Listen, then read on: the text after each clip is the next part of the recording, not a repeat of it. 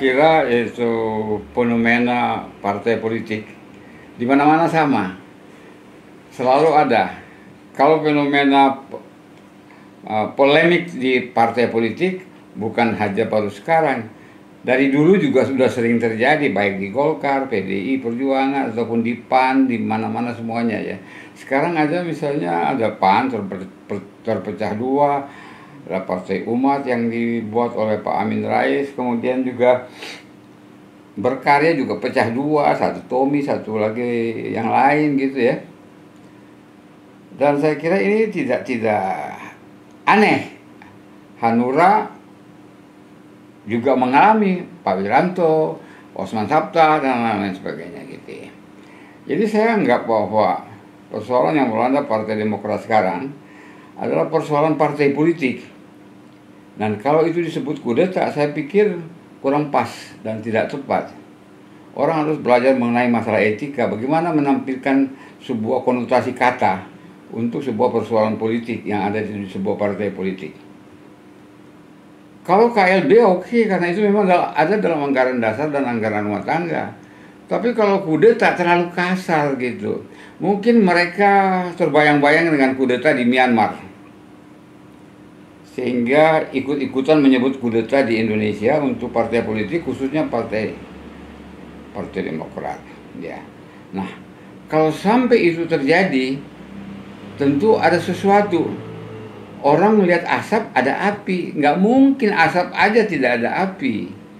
Jadi ada sesuatu yang mengakibatkan terjadinya sesuatu. Ada asap mengakibatkan ada kepulan asap dan lain-lain gitu. Nah, kalau kita mau bicara, kita cari posisi strategis di mana persoalan itu terjadi. Jangan langsung nabrak, langsung kiri kanan seperti orang panik gitu kan ya. Ada urusan disebut-sebut nama Muldoko. Ada tulis surat kepada Presiden Jokowi. Bagi saya nggak ada relevansinya. Untuk apa menulis surat kepada Pak Jokowi? Apa urusannya Jokowi dengan Partai Demokrat? Partai Demokrat itu di luar koalisinya Jokowi. Nah, kalau misalnya orang bilang supaya Demokrat ikut dalam koalisi, untuk apa Demokrat dibawa ke dalam sana? Udah cukup suaranya di parlemen. Semua partai sekarang sudah menjadi supporting power bagi Jokowi di parlemen. Tinggal mungkin PKS dan ya Demokrat. Untuk apa harus dikutik-kutik sama Jokowi gitu. Tapi persoalan yang menyangkut adanya nama A, nama B, nama Pak Muldoko dan lain-lain sebagainya, itu adalah sebuah fenomena yang terjadi di dunia politik. Apa orang tidak boleh calon presiden, apa tidak punya berambisi untuk calon presiden atau sesuatu gitu, itu wajar-wajar saja kok ya. Tergantung darinya. Pak Muldoko mau jadi calon presiden, itu urusan dia dong ya. Tergantung perahu mana yang mau dia pakai ya. Perahu itu nerima dia atau tidak, persyaratan untuk masuk di perahu itu ada atau tidak. Itulah yang disebut namanya tata cara untuk masuk ke sebuah fenomena yang kita sebut kongres luar biasa gitu kan ya. Jadi bagi saya ya, sekarang kalau udah dicetuskan mau kongres luar biasa, ya biarkan jalan terus kongres luar biasa ya. Siapa yang bisa larang itu? Kalau memang mereka nanti memperoleh atau mengikuti semua persyaratan yang ada di sana, persyaratannya misalnya ada harus 2/3 atau setengah, 50% ditambah 1 suara untuk bisa menjadi membuat KLB. Kalau itu terpenuhi, ya nggak jadi soal gitu. Kalau sekarang orang bilang atau mereka mengatakan bahwa wah semuanya DPC dan DPD di seluruh Indonesia sudah menyatakan kesetiaannya. Ya kesetiaan di mulut itu nggak bisa kita pegang gitu kan ya gitu. Jadi biarin saja dulu lah gitu kan ya.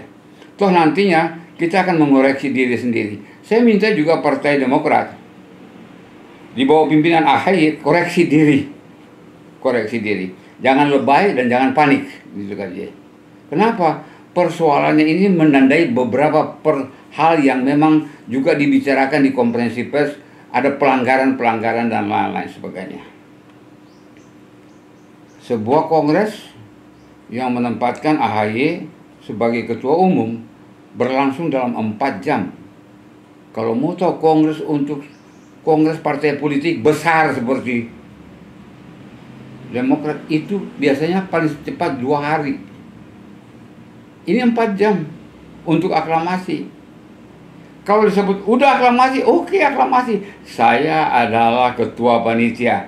Saya mantan ketua organizing komite ketika KLB di Bali, di mana SBY jadi ketua umum menggusur Anas Urbaningrum. Saya ketua panitianya. Jadi saya tahu bagaimana membuat orang menjadi aklamasi. Itu udah di kantong saya caranya gitu. Jadi jangan diajarin saya, jangan dikomplain atau jangan nantang saya seperti yang begitu. Saya ngerti itu ya. Jadi inilah persoalan-persoalan yang sebenarnya kalau kita mau lihat ada nuansa orang mau melakukan KLB. Ya, kalau dia punya persyaratan memenuhi, ya kita nggak bisa hambat. Karena KLB ada di dalam anggaran dasar dan anggaran rumah tangga.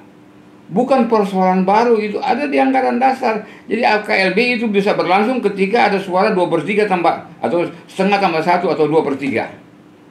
Selesai, ya kan ya. Tinggal bagaimana cara menjalankan, ya tergantung mereka sendiri gitu ya, menjalankan gitu. Jadi Partai Demokrat sekarang saya minta lebih concern kepada masalah, jangan masalahnya diungkit-ungkit terus urusan Muldoko oleh Andi Malarangeng. Seolah-olah udah nggak ada masalah yang lain lagi.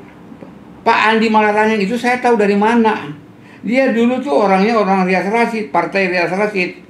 2004 ketika SBY jadi presiden baru dia nempel ke SBY, langsung dia bisa menjadi juru bicara. Tapi dia adalah orang Rias Rasyid, sekjen Partai Rias Rasyid pada waktu itu. Jadi saya tahu benar gitu. Nah sekarang setelah itu dia juga punya kasus kan. Tapi setelah sekarang ini kayaknya dia orang paling bersih, paling hebat di Partai Demokrat. Waktu kongres pun dia gugur di putaran pertama. Waktu kongres di Bandung 2010 dia gugur di putaran pertama. Yang bertarung Anas Urbaningrum dan Marzuki Ali, dan yang dimenangkan oleh Anas Urbaningrum. Jadi ini fenomena-fenomena yang sebenarnya kita lihat ke diri kita. Jangan menampakkan diri kita sebagai paling jago, paling hebat, paling bersih, paling jujur. Nah, itu yang saya lihat selama ini, dan setiap hari saya baca apa yang terjadi, apa yang diomongkan, dan saya baca WhatsApp maupun YouTube dan lain-lain sebagainya. Ini kan persoalan kita sendiri namanya. Yang berikutnya, kita dihadapkan dengan orang muda. Ketika AHY mau memimpin, AHY itu punya tagline, muda adalah kekuatan. Oke, silakan dengan muda itu. Silakan, Anda muda, Anda punya kekuatan, silakan selesaikan. Jangan melibatkan ke kiri, ke kanan, dan lain-lain sebagainya. Sekarang disebutkan bahwa persoalan kudeta ini adalah persoalan yang besar bagi Partai Demokrat. Bukan internal lagi, tetapi sudah menjadi eksternal. Ya. Bagaimana orang menerjemahkan itu ya tergantung dari orang masing-masing gitu. Banyak pengamat punya pendapat sendiri-sendiri. Pak rakyat juga berpikir ke arah situ. Ada juga yang suka, ada juga yang tidak suka. Sehingga kita dibawa kepada sebuah persoalan bahwa yang sebenarnya bisa kita selesaikan di sini, akibatnya larinya keluar. Gitu loh masalahnya gitu. Ada nggak yang di belakang? Yang di belakang siapa? Di depannya sudah ada gajah-gajah semuanya. Udah ada nggak? Yang itu yang di belakang itu yang sekarang di depan semuanya gitu. Jadi jangan lagi bawa seperti misalnya mau calon presiden aja. Oh pemodalnya ini, pemodalnya ini. Ini semuanya ada di depan. Udah tergambar. Ada nama-nama yang disebutkan sebagai orang yang terlibat dalam kudeta. Di antaranya nama saya juga diikut sertakan di situ. Ada Pak Muldoko dan lain-lain sebagainya. Nah, itu orang-orang yang beredar itu saja gitu yang disebutkan itu. Tergantung nantinya pembuktian, waktu yang akan membuktikan benar atau tidak sah, benar atau tidak gitu. Dan wajar atau tidak ini dilakukan, ya. Kalau mau bicara, kita bicara kenapa hal itu terjadi. Nah, itu. Jangan bicara soal siapa yang ada di belakang. Kalau di belakang itu namanya mau mencuri, mau maling. Tapi kalau misalnya kita bicara kenapa ini terjadi, ini rasional, datanya begini, sehingga ini terjadi, gitu ya. Harapannya adalah partai ini akan kembali jaya pada 2024 nanti, ya. atau ke depannya tidak lagi dengan elektabilitas yang begitu anjlok ya. Orang boleh mengatakan bahwa sekarang menaik 8%, 11%, tapi kan belum pemilu. Zaman saya kan 22% ya. Turun pada 2010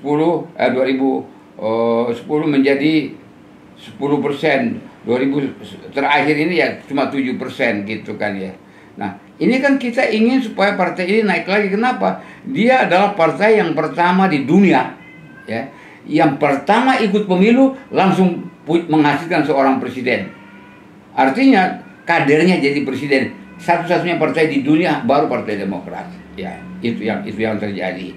Jadi kalau dibilang apa yang diharapkan, kita harapkan dia kembali lagi kepada kitahnya yang semula. Tapi kembalinya bagaimana? Nah, ini kita usahakan. Biar mereka yang bekerja bagaimana mengusahakan. Kalau dengan cara yang sekarang tidak mungkin mengembalikan itu. Kenapa? Yang ada itu tidak berpengalaman dalam mengelola partai.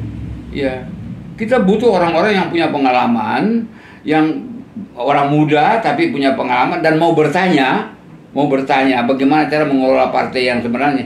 Jangan seolah-olah mengelola sebuah perusahaan dengan sistem keluarga. Nah, kita udah tahu bahwa partai ini sebenarnya dibuat untuk semua, tapi sekarang kan jadi milik keluarga, milik si Kia sendiri, yang disebut banyak orang sebagai partai dinasti. Apakah itu yang kita mau harapkan? Gara-gara itulah makanya semua persoalan ini terjadi. Semua persoalan ini membengkak menjadi sebuah yang bentuk yang abses gitu ya. Terjadilah kemarin. Anda mungkin bisa tahu di mana itu konferensi pers yang kemarin itu ya.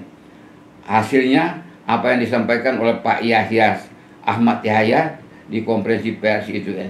Banyak persoalan. Jadi kalau itu Anda tidak baca itu, Anda nggak tahu kenapa itu terjadi. Harus ditelaah. Oh, pasal ini yang mengakibatkan, ini yang mengakibatkan. Itu hal-hal yang membengkak sehingga terjadilah persoalan-persoalan di sekitar Partai Demokrat ini. Orang-orang dibuang begitu saja setelah dia menyusun kepengurusan hasil kongres yang dia menjadi ketua umum. Saya sebutkan bahwa saya ini pendiri, saya ini deklarator, saya ikut membesarkan partai dan bekerja mati-matian untuk partai ini bisa lolos KPU dan ikut pemilu 2004. Tapi setelah pengurusnya dia bikin, saya dihilang begitu saja. Seolah-olah saya ini penumpang angkot yang diturunkan di pinggir jalan seperti itu. Nah, itu yang terjadi. Ya. Saya nggak apa-apa nggak dipakai. Tapi saya ini pendiri, deklarator, pejuang, kasihkan sepotong surat. Pak Mas, terima kasih atas pengabdiannya selama ini. Barangkali itu anak cucu saya udah senang membaca itu. Itu keluarga saya, waduh luar biasa gitu. Wah, tidak ada sopan santunnya sama sekali memberikan penghargaan atau ucapin terima kasih kepada orang-orang yang sudah berjasa untuk membangun partai ini gitu.